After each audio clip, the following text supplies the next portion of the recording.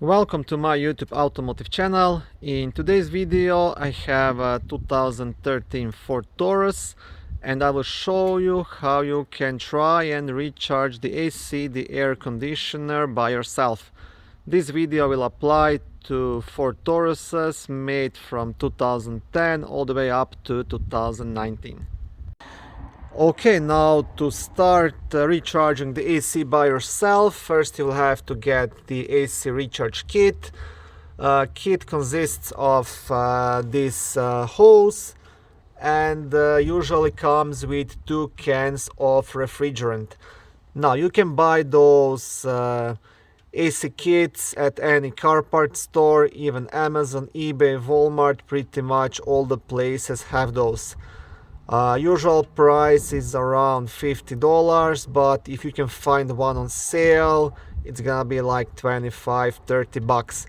Now the good thing is once you have the kit, this hose can be reused as many times as you want. So that means to recharge the AC a couple of times, all you have to do is buy these AC recharge cans and you're good to go. The usual price for these cans is between $5 and $10, and that's pretty much it. So that means you can recharge your AC for 10 bucks. Now first I will explain how this actually works. Now this hose has 2 connections, one on each side.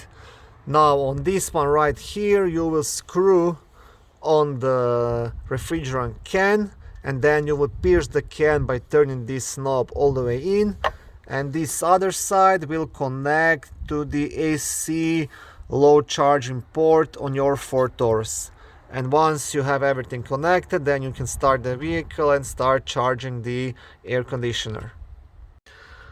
Now some people, mostly mechanics, will say this is not the right way to do it. You have to take it to a mechanical shop, they have the right equipment, they can evacuate the system and things like that. I mean, they are partially right, but if you take it to a mechanical shop, that will cost you at least 200 bucks.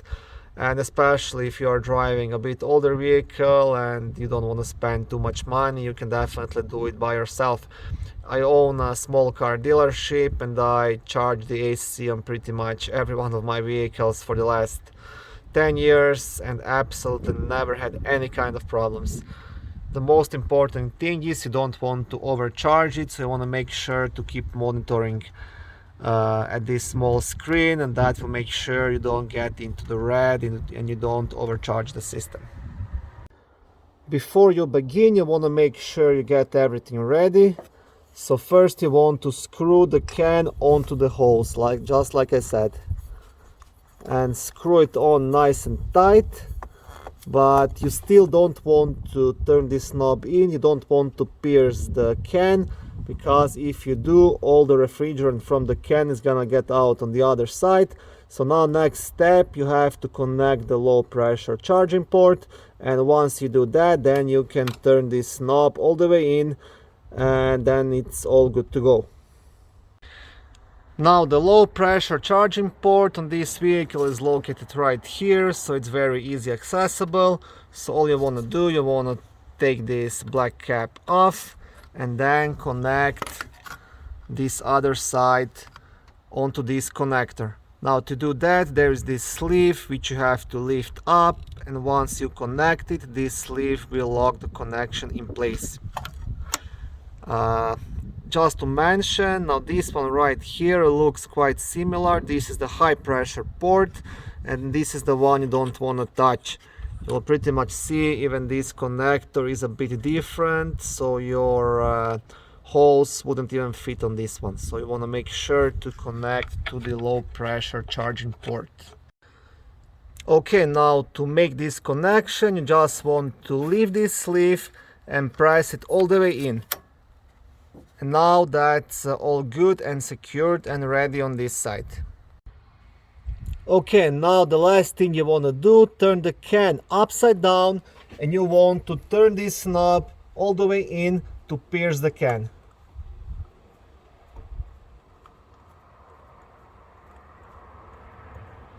Okay, just like that. And now you can proceed inside and start the vehicle. Okay, so you want to start the vehicle. And now what you want to do, you want to lower the temperature to the lowest setting.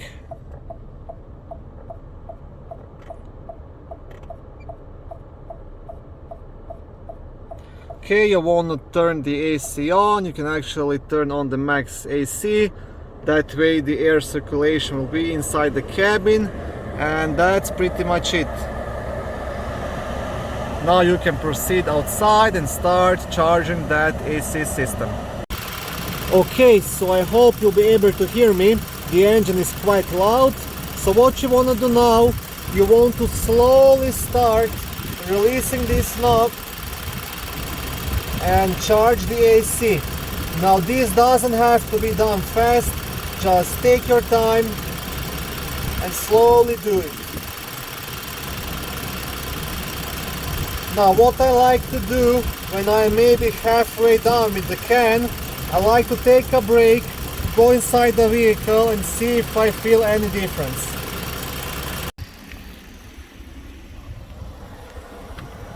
So yeah, just give it a try and see if it blows any cooler. Now in my case, I can definitely feel a bit of difference. I used only half a can.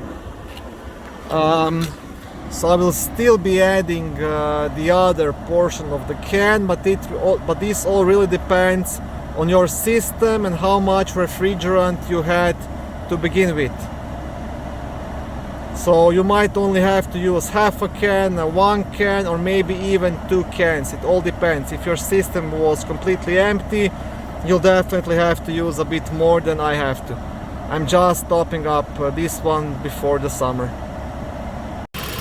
Okay, so now slowly continue to release the refrigerant into the system.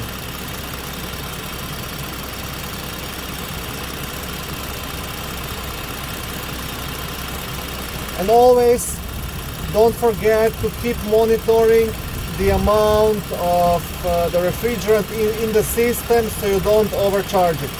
So you never want to get into the red.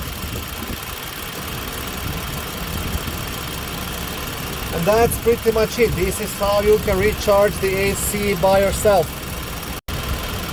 Once you're done, you can turn off the vehicle, and then I will show you how you can disconnect everything, or what to do in case you have to connect one more can and add it into the system. Once you have turned off the engine, first, before disconnecting the low pressure charging port, make sure to turn this knob all the way in, just because if there is any refrigerant left in this can, this way you will save it. If you just disconnect the low pressure charging port, everything that's in the can will just leak out. So that's why we are doing this. And once you screw the knob in, just disconnect the low pressure charging port. Okay, now once disconnected, just like I said, now you can reuse any refrigerant that's left in this can on any other vehicle, or on this same vehicle next summer, or whenever you need. Also, don't forget to put back this black cap. Now, in case you have to use one more can, now the process will be completely the same. So if this can is completely empty, just unscrew it, then unscrew this knob, and then you will connect the new can onto it. Then you will connect the low pressure charging port, and then you will pierce the new can and repeat the process I've shown you in this video. So it's really very simple to do. If you are doing this for the first time, it might take you a bit longer just to figure everything out, but then the next time it's gonna take you like 3 minutes tops. It's really easy to do. Now I have to mention one more thing. All this will work in case you don't have any major leaks in your AC system, in the lines, and if your AC compressor is working as it's supposed to work. If you have like minor leaks and things like that, you can always try using this AC refrigerant stop leak. So it's refrigerant mixed up with some kind of stop leak solution. So it pretty much helps seals and conditions O-rings and takes care of minor AC system leaks. So just like it says, this will take care of minor leaks, and that way you'll be able to stay cool for the summer and then just recharge it the next summer. If you have like major leaks and problems, unfortunately you will have to take the vehicle to a mechanical shop, because they do have professional equipment and they can diagnose what's happening and where is the leak coming from. Okay, thank you for watching this video. I hope it was helpful and educational. If it was, please like it and consider subscribing to my YouTube automotive channel. On my channel there is lots of how-to videos, do-it-yourself videos, car reviews, product reviews and other similar automotive topics.